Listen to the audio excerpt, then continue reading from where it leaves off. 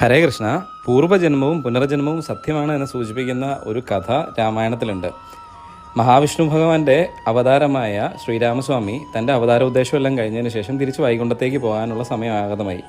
എന്നാൽ യമധർമ്മന് അയോധ്യയിലേക്ക് പ്രവേശിക്കാൻ ഹനുമാന്റെ സാന്നിധ്യം സമ്മതിക്കുന്നില്ല. ഹനുമാൻ സ്വാമി ഒരു രീതിയിലും യമധർമ്മനെ ശ്രീരാമചന്ദ്ര ഭഗവാന്റെ അടുത്തേക്ക് എത്താൻ അനുവദിക്കില്ല. ഇത് മനസ്സിലാക്കിയ യമദേവൻ പേടിച്ച് അയോധ്യയ്ക്ക് പുറത്ത് നിൽക്കുകയാണ് ചെയ്യുന്നത്.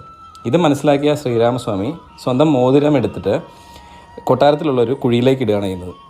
നിലത്തുണ്ടായിരുന്ന ഒരു കുഴിയിലേക്ക് ഇടുന്നു. എന്നിട്ട് ഹനുമാൻ സ്വാമിയോട് പറയുന്നു, ഈ മോതിരം എടുത്തിട്ട് വരാൻ പറയുന്നു. അപ്പോൾ ഇത് എടുക്കാൻ വേണ്ടിയിട്ട് പോകുന്ന ഹനുമാൻ സ്വാമി നാഗലോകത്താണ് ചെന്ന് ചേരുന്നത്. അപ്പം നാഗങ്ങളുടെ അധിപനായ വാസുകി ഇദ്ദേഹത്തെ മോതിരം കാണിച്ചു തരാമെന്ന് പറഞ്ഞ് വിളിച്ചുകൊണ്ട് പോകുന്നുണ്ട്. അപ്പോൾ ഈ പോകുന്ന സമയത്ത് ശ്രീരാമസ്വാമിയുടെ ഒരു മോതിരം ഹനുമാൻ സ്വാമിക്ക് കിട്ടുന്നു. അതിൻ്റെ കൂടെ തന്നെ വീണ്ടും രണ്ടാമതൊരു മോതിരം കിട്ടുന്നു, മൂന്നാമതും മോതിരം കിട്ടുന്നു. അപ്പോൾ ഇതെല്ലാം കഴിഞ്ഞ ജന്മങ്ങളിലായിട്ടിട്ട മോതിരമാണെന്ന് അദ്ദേഹത്തിന് മനസ്സിലാവുന്നു.